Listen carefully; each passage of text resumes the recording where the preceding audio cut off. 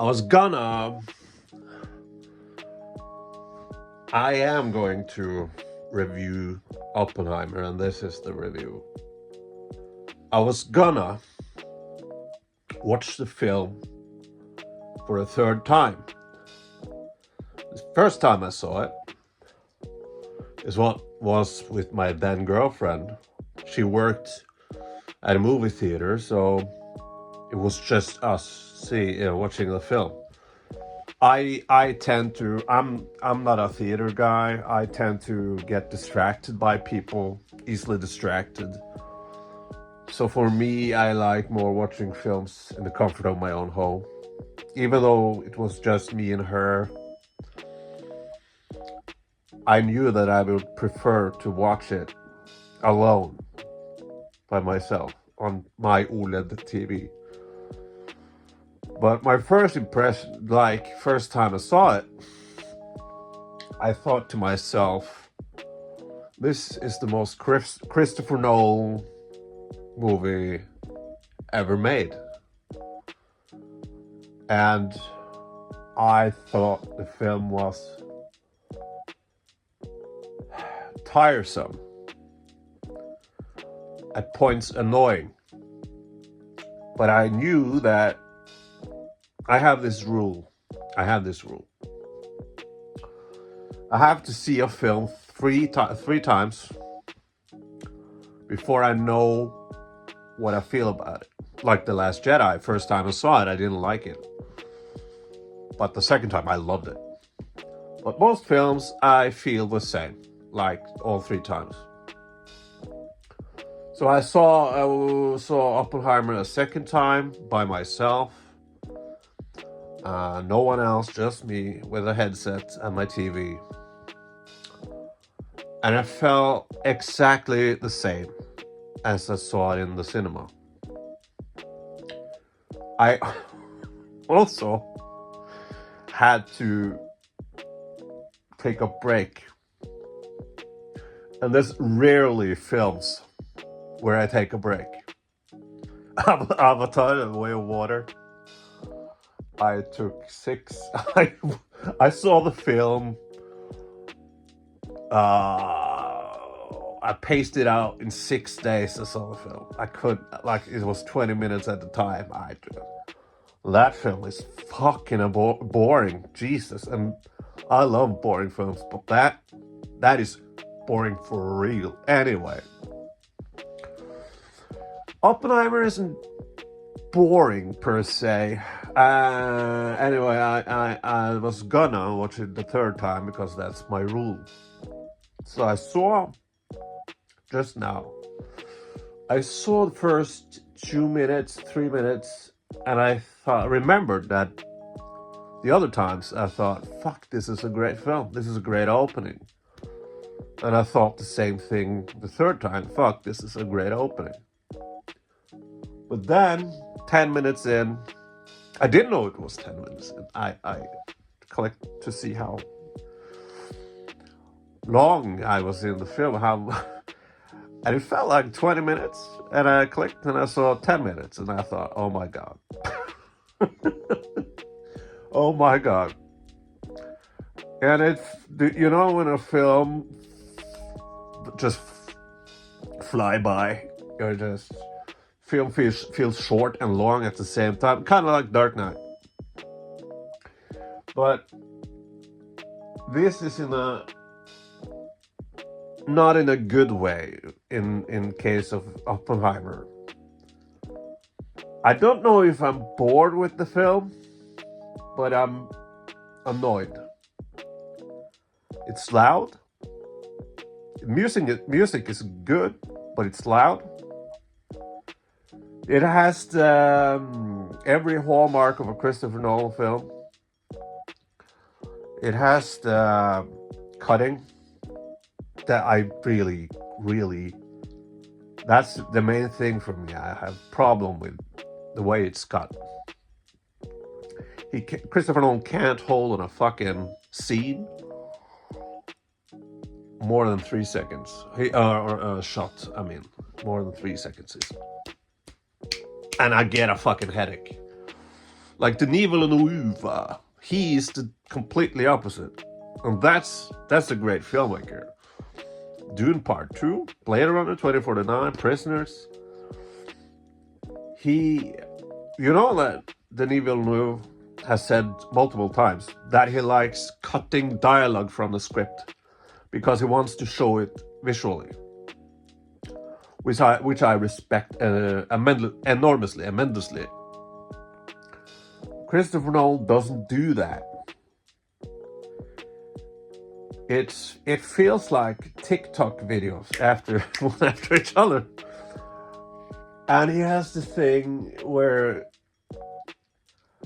okay, several different things. The Dunkirk thing, where he casts well-known actors or actors you've seen 1,000 times before, but not necessarily know their name, but you know their faces. He casts actors like that in scenes where they kind of maybe have one dialogue, one line. And that's very distracting, at least for a guy like me, because I watch a lot of movies. And I like see this, again, it's cut like this, and there's a dialogue scene, cut like an action movie. And there's like, oh, that's that actor, and the actor says one line, and it's gone. That's distracting.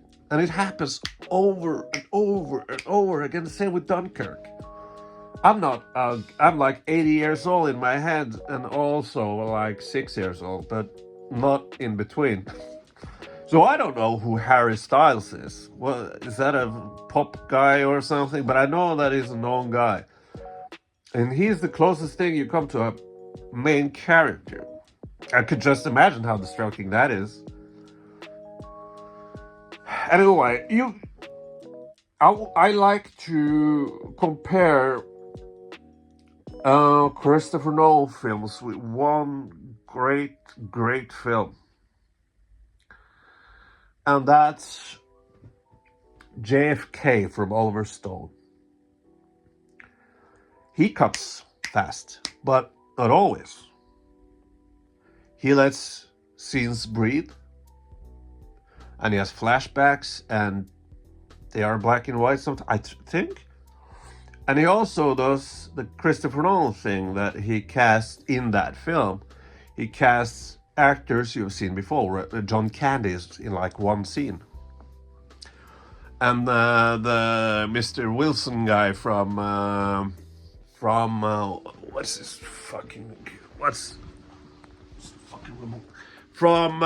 Dennis the Menace. He is in like one scene at the beginning. But here's the thing, here's the difference. God damn it, for fuck's... Oh, they are playing... God damn it, for fuck's... They are playing important characters. And often exposition. Because Kevin Costner interviews these people. It's who killed JFK. It's a conspiracy thing. It's a complete fabricated. It's bullshit, but it's a really engaging film, and I highly recommend it. But the well-known actors have important lines, and it's an investigation film. So in that way, it works like you're not distracted. You remember John Candy's serious performance in that one scene, and you're hooked. What else is there? But yeah, Oppenheimer. It's fucking hate that movie so much. I don't hate. I don't want to say that I hate it because it won so many Oscars and everybody loves it. And me saying that I hate it, it feels like I'm a contrarian asshole, which I am. But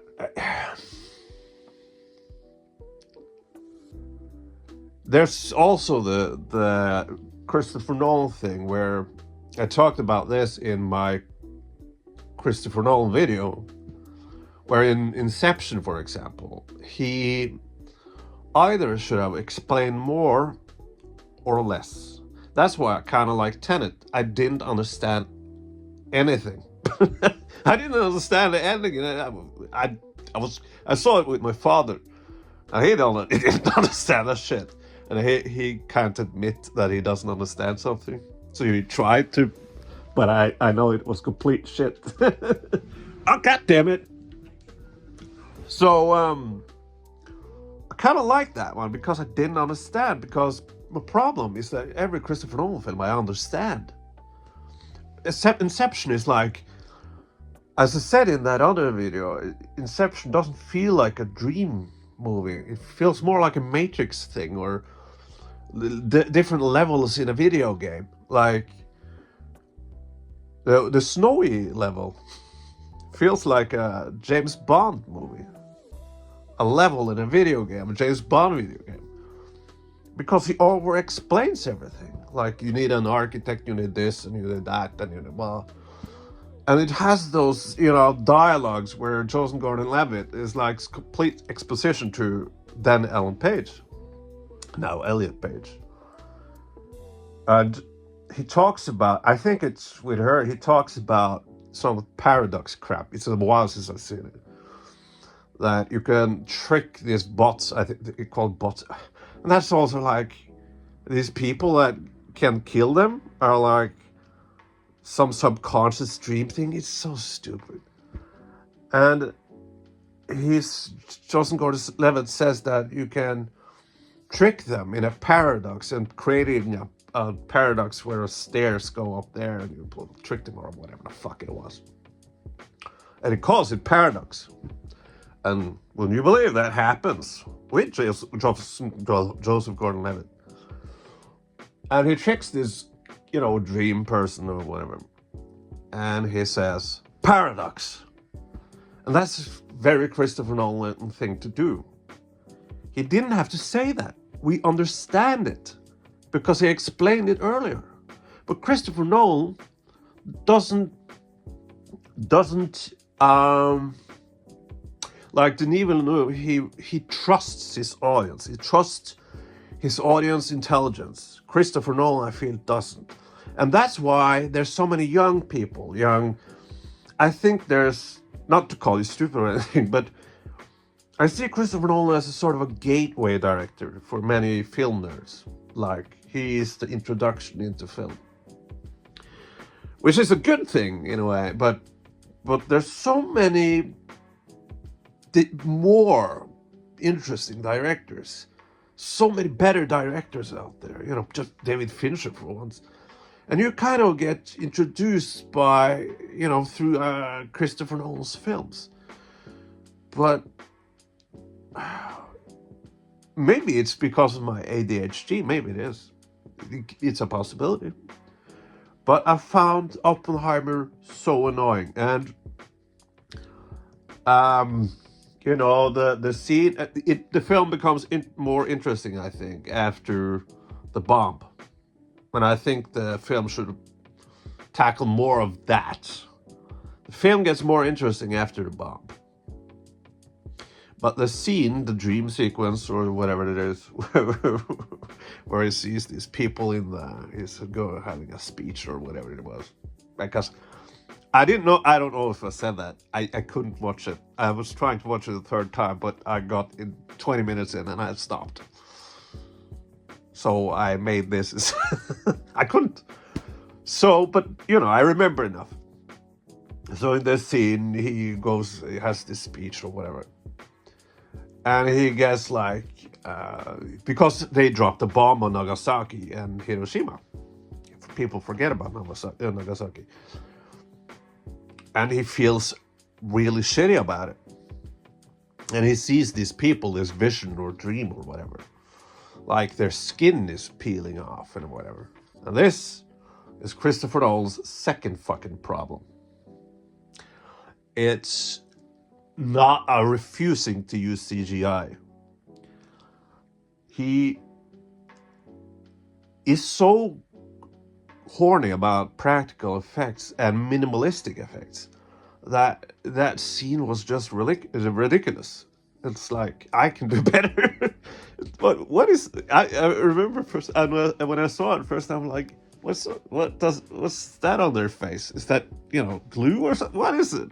And I thought, oh, it's supposed to be, oh, okay. Like, again, David Fincher. That's a guy who knows how to use CGI. He, you know, an underrated, an underrated, David Fincher film. The Girl with the Dragon Tattoo. I love that. More than 7, actually, but I'll talk about those movies later.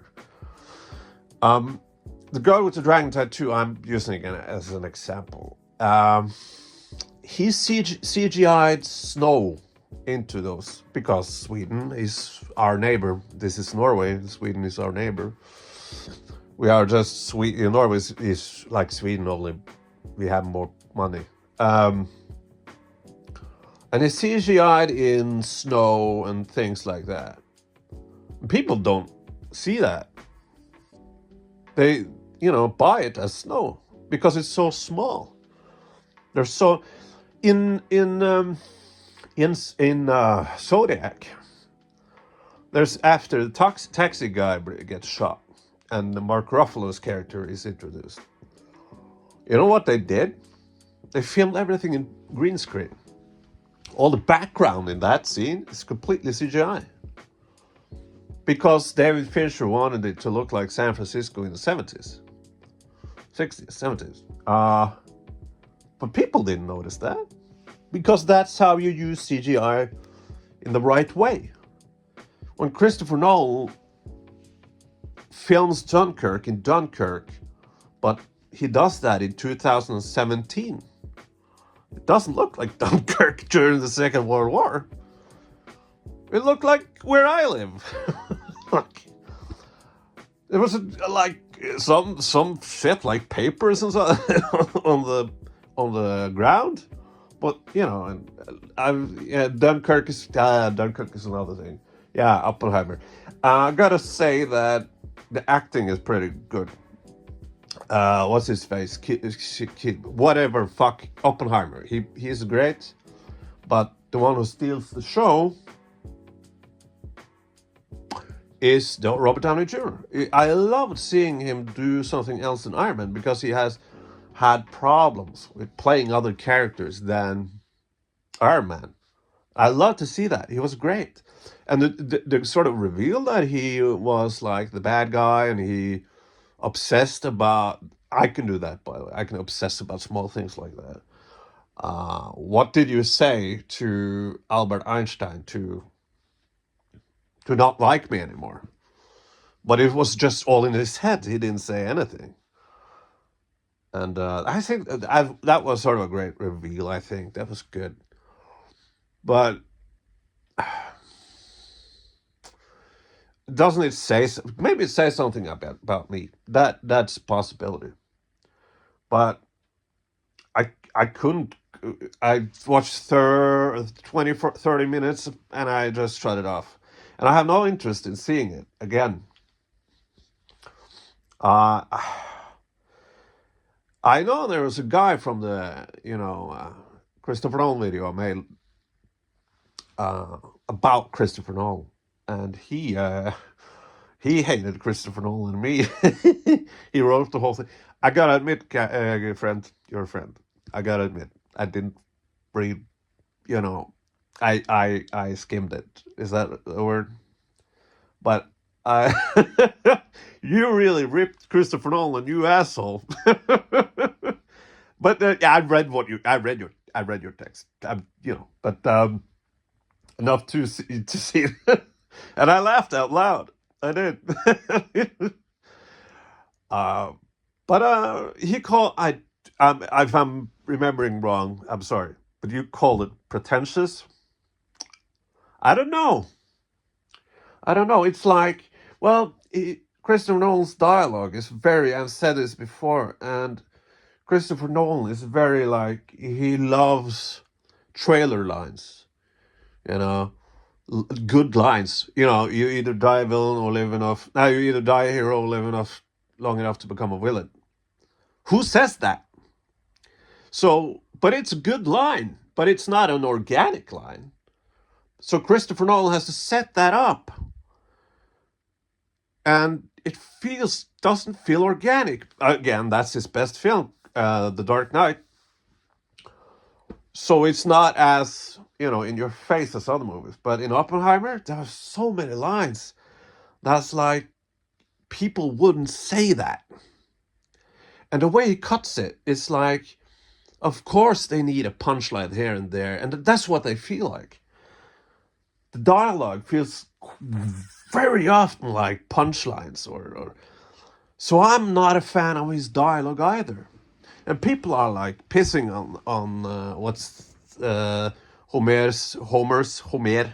Odyssey, and I like. Is he gonna skip the whole CGI thing? Because Odyssey, there's monsters in that fucking story. And I'm like looking at it, seeing the trailer, and I'm like, I have no fucking interest. I think after Oppenheimer, I'm like, I'm done. I'm done. But again, it feels like, The Last Jedi, that's a movie. Okay, so this is an example. I like Wonder Woman 1984, but I know it's not a great film. It's a guilty pleasure. I love the cinematography in the film. I love that it's so 80s, and I love Hans Zimmer's score in that film. So that's, for me, is enough, and I kind of love the goofiness of it. But it's not a good film. The Last Jedi, and that is a film I'll stand on the fucking barricades to defend. That, I think, 100% is a good film. It's a great film. And I think people are wrong. Especially some sort of critics out there. I won't mention any names because I've done that many times already. But Oppenheimer might be the same thing, just in reverse, that as Wonder Woman. Wait, oh. it might be that there's something wrong with me, that I don't get it. Seven, for me, is David Fincher's Seven, is tailor-made for me. It's tailor-made. I love detective stories. I love dark stories. I'm writing stories like that myself. But yeah, I'm a writer too. Oh, suck. I want to be. But the film is tailor-made for me. This is made for you, Dan. I've seen the film like 10 times or whatever, and I just can't. Nah, I'm bored. I sit on my phone and and that's the reason I've seen it so many times, because I'm thinking, I just must be wrong. I must have been in the wrong mood or something, because this is tailor-made for me. It's on paper, it's made for me, but every time I was like, I think Girl with the Dragon Tattoo is better. But I admit that there can be some sort of just preference. I'm not saying like Seven is a bad movie. Not at all. Not at all. But it's a preference thing. I just can't get into the film. And Oppenheimer, I admit it can be a preference thing. So I won't say that. I am saying that Oppenheimer is sort of, I think it's overrated. But I don't want to say it's a bad film. And as I said, I feel like a contrarian asshole for saying that I hate it. But I don't like it. Now I'm gonna cut in a random video about me talking about Dark Knight for like a minute, because I want to show you my hot toys. And after that, we're done. All right. Thank you for watching. And if you like this sort of thing, give it a like. And if I am actually interested in your opinions about Oppenheimer, subscribe if you want to. It's a free country, or Norway is a free country. But I don't know about a certain country anymore. But anyway, I can't help but get political. I'm so sorry. Anyway, so I'm gonna show you my hot toys, and then it's done. All right, bye, people. So, The Dark Knight is Christopher Nolan's best film. I prefer the Batman, but The Dark Knight is yeah, Joker is so iconic, and I have my own little review about that. Just showing you my cool hot toys. Yeah, I'm a nerd too. I'm a nerd. But Dark Knight is his best film.